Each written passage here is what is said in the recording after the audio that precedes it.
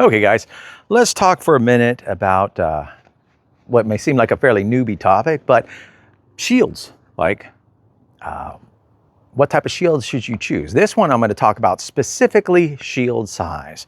Now, in my usual fashion, I will offend some people with my opinions, but these are my opinions. You can share your opinions, on your page and your videos as you see them. That's great, and I'll even watch them. Send me links. But in any case, so when you're starting to fight, I have pretty strong opinions, well, on everything, as you know. So don't listen to me if you don't like it. But if you're just starting, consider it. So when choosing a shield, you'll notice that there's a huge variety of shields and shapes and everything like that in the SCA. I'm going to talk specifically about shield size. Now, Goliath here, you'll note she's a massive war shield, right? Actually, she's only 16 inches wide and like less than 2 feet tall. So people call it a buckler. She gets offended by that. She identifies as a war shield.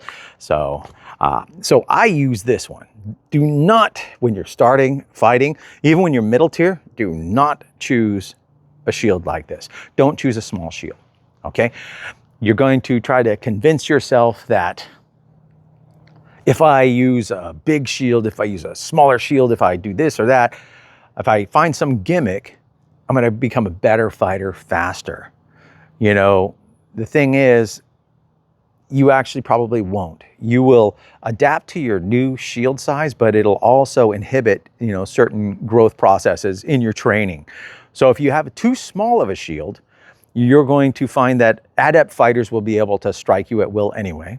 And you'll think you're fast as long as they're throwing direct shots. But the second they start to fake you out at all, you go out there with a buckler and they're just going to rip your legs out from underneath you or your arms or whatever.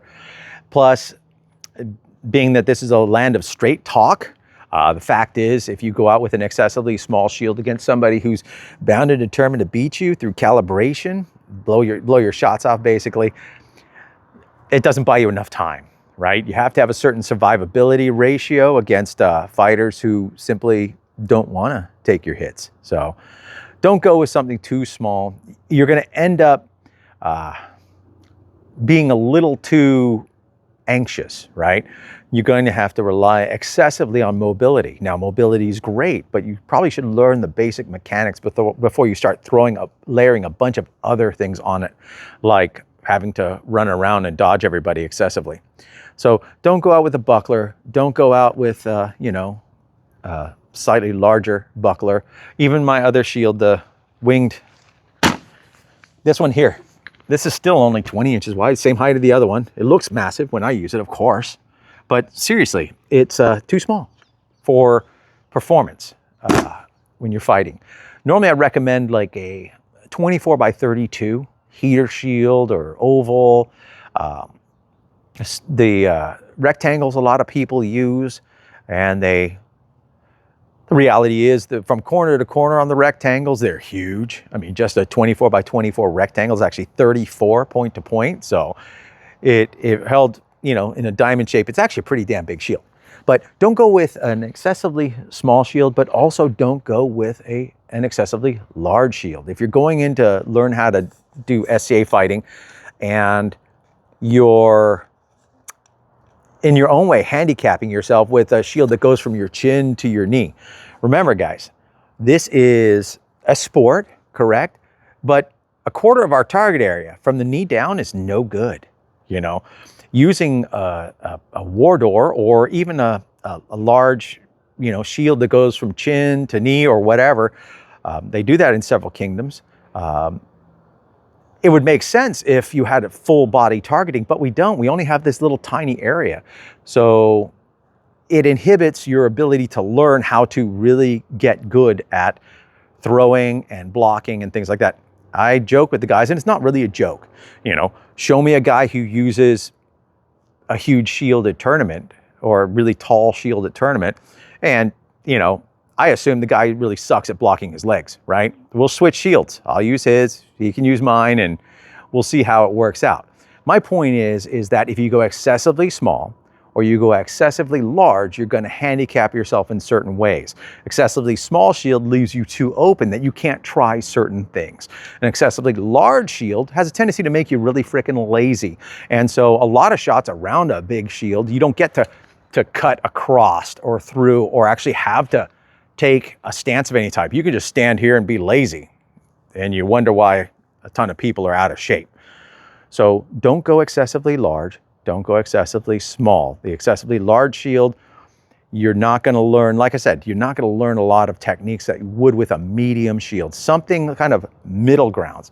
Change later, have fun. I mean, I like using a small shield now, but that's because I like upping the difficulty level on my video game, right? I like adding some extra skulls to make things more challenging and more fun and leave things open for my guys to strike at. If I use a 3 foot by whatever, 2 and something foot heater shield like they do in some places, it's just dumb. It's highly, highly effective at shutting people out, but my skill set would, relatively speaking, kind of suck. You know, it would not be nearly as dynamic. So it might be offensive. That's just who I am. So don't go small for no reason. Don't let people talk into, well, maybe you should go fight with a buckler. So, you know, how about get good with a normal size shield? And like I said, 24 by 32 is pretty decent for, like, you know, your standard heaters, even rectangles, kites, things like that. Round shields, usually like a 28 is probably pretty good, 28 or smaller.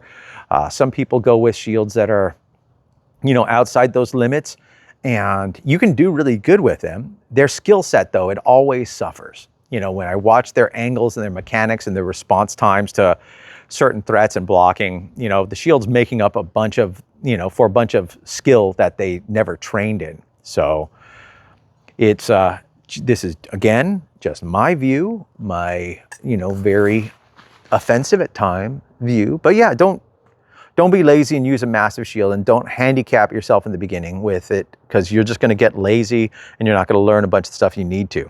Don't go with a small shield either.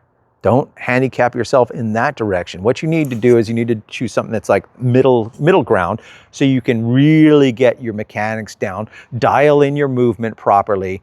With a buckler, you have to move too much, right? You have to move way excessively with your shield in order to pick things up. With a giant shield, war door, heater, you know, tower shield, whatever, you just sit here and get really lazy and move only a little bit. So choose a middle of the road on that. Alrighty, guys. Hopefully I didn't offend you guys too much, but you guys are thick-skinned.